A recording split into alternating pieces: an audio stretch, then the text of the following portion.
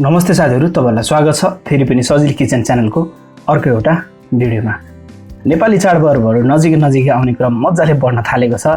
त्योमा माछा मासु अति नै खाने प्रतिचोटी प्रचलन पनि रहेको छ। यही रेसिपी अनुसार तपाईहरुको बीचमा आजको स्पेशल वाला रेसिपी तयारी गर्दै छु, जुन चाहिँ हाम्रो सुँगुरको मासु रहनेछ। आजको यो रेसिपी तपाईहरुको बीचमा शेयर गर्दै छु। मलाई आशा छ तपाईहरुलाई पक्कै पनि यो रेसिपी मन पर्नेछ। यदि मन पर्यो भने र च्यानलमा नयाँ हुनुहुन्छ भने सब्स्क्राइब गर्नुस्। यसपालि यो सुँगुरको मासु लिएको छु, एकदमै दामी छ है सुँगुरको मासु पनि। क्लिन गरेर यसरी सफा गरेर राखि पनि सके। सुरुमा त यो मासुलाई एउटा भाँडामा बोइल गरौँ। सबै मासु राखेपछि अलिकति ल्वाङ, थोरै सुकमेल, तेजपात अनि अलिकति नुन र थोरै पानी राखेर बोइल गर्ने। सुँगुरको मासुलाई यसरी छोपेर बोइल गर्ने। जबसम्म कम्प्लिट रूपमा हाम्रो बोइल भएर पाक्दैन तबसम्म यसलाई बीचबीचमा फर्काउँदै बोइल गरेर तयार गर्नेछौँ। फेरि बीचमा चेक गरेर छोप्ने अनि यसलाई बोइल गर्ने र यसरी दुवै साइडलाई पल्टाउँदै बोइल गरिसकेपछि चाहिँ हाम्रो मासु लगभग तयार हुन्छ। अब यतिको भएपछि लगभग हाम्रो बोइल भएर तयार भएको छ। अब यो मासुलाई म निकालेर एउटा भाँडामा यसरी राखिदिन्छु। त्यसपछि भित्र भएको यो हड्डीलाई म यसरी निकालेर फ्याँकिदिन्छु। राम्ररी पाकेको छ, त्यही भएर हड्डी पनि सजिलैसँगै बाहिर आएको छ।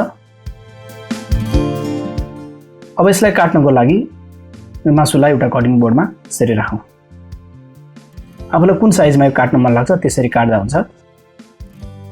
तर मासुको छालाको बाथ अनि अथवा सेतो भाग र रातो भाग तीनवटा लेयर चाहिँ एकै ठाउँमा भयो भने सुँगुरको मासु खानु एकदमै मिठो हुने गर्दछ। र मैले यसरी काटिरहेँ। छालाको, बाथको अनि त्यसपछि रातो, यो तीनवटा लेयर यसरी मिलाएर काटेँ। अब यो मासु काटेर तयार भएको छ। केही भेजिटेबलहरू काट्न गइरहेँ, जसमा मैले प्याज लिएँ, मसिनो यसरी फाइनल।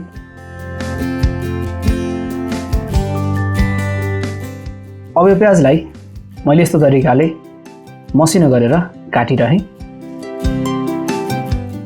अब हरियो खुर्सानीलाई पनि मैले यसरी काट्न खोजेँ। हल्का लाम्चो गरेर मैले यसलाई काटेँ अनि धनियालाई पनि यसरी काट्दै रहेँ। त्यसपछि कागती पनि हामीलाई चाहिन्छ, र मैले कागतीलाई पनि यसरी काटेर राखेँ। टमाटर चाहिँ म कोरेसोमा मसिनो हुने गरेर कोर्नेछु। यसले गर्दाखेरि मासुमा थप ग्रेभी र मिठो हुनलाई मद्दत गर्ने गर्दछ।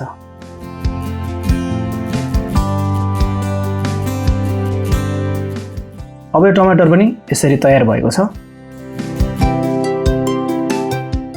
अब यो गरम मसला मैले लिएँ, यसरी सबै कुराहरू मिसिएको छ। यसलाई खलमा कुटेर राखिदिएँ। अब बनाउनको लागि कराईमा यसरी तोरीको तेललाई राख्ने। सुँगुरको मासु तोरीको तेलमा निकै स्वादिलो हुन्छ। थोरै टिमुर राख्ने, सिङ्गो जिरा, तेजपात अनि प्याजलाई राखिदिने।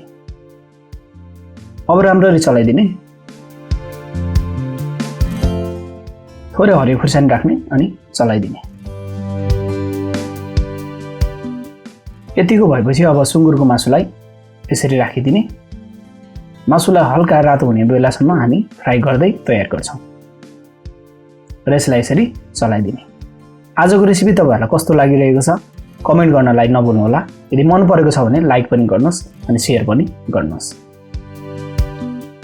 हाम्रो मासु एक साइड यसरी फ्राई हुनलाई छोडिदिने अनि बीचबीचमा यसलाई पल्टाएर चलाउने। दुवै साइड मासु रातो हुन थालिसकेपछि अब चाहिँ यसमा हामी अदुवा र लसुनको पेस्टलाई राखिदिनेछौँ। अब यसलाई पनि चलाइदिने।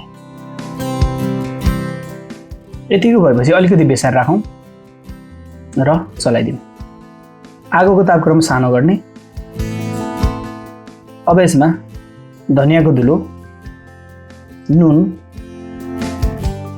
खुर्सानीको धुलो राखेर राम्ररी चलाइदिने।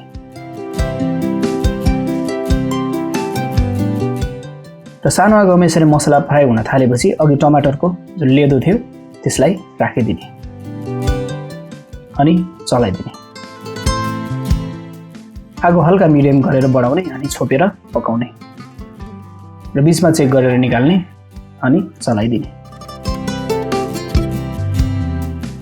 मसला पनि हाम्रो राम्ररी पाक्न थालेको छ। अब चाहिँ कागती राखिदिने अनि चलाइदिने। दामी बास्ना आइरहेको छ। अब थोरै पानी राख्ने अनि धेरै पानी यसमा राख्दैनौँ। ग्रेभीवाला सुँगुरको मासु तयार गर्दैछौँ। अब फेरि पनि छोपेर पकाउने। अब कम्प्लिट रूपमा मासु पाकिसकेपछि चाहिँ निकालेर यसरी चेक गरेर चलाउने। अब यसमा गरम मसलालाई अघि हामीले खलमा कुटेका थियौँ त्यसैलाई राखिदिने।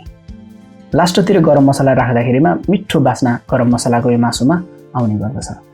र यसरी गरम मसला राखिसकेपछि धनियाको पातलाई पनि अलिकति राख्ने र राम्ररी मिक्स गरेर चलाइदिने। र यसरी चलाइसकेपछि यतिको मात्रामा भएपछि हाम्रो सुँगुरको मासुको करी तयार भएको छ। अब चाहिँ मैले यसलाई यस्तो तरिकाले सर्भ गरेँ। हेर्दै खाउँ लाग्दो मिठो तरिकाको सुँगुरको मासुको रेसिपी तयार पनि भएको छ। आजको रेसिपी तपाईँहरूलाई कस्तो लागेको छ? यदि मन परेको छ भने यो भिडियोलाई लाइक गर्नुहोस्। च्यानललाई सब्सक्राइब गर्नु भएको छैन र पहिलोचोटि च्यानलमा हुनुहुन्छ भने सब्सक्राइब गर्नुहोस् र नोटिफिकेसन बेल आइकनलाई पनि प्रेस गर्नलाई नभुल्नुहोला। फेरि मिल्नेछौँ अर्को नयाँ र अझै मिठो नेपाली रेसिपीहरूको साथमा। तबसम्मको लागि नमस्ते।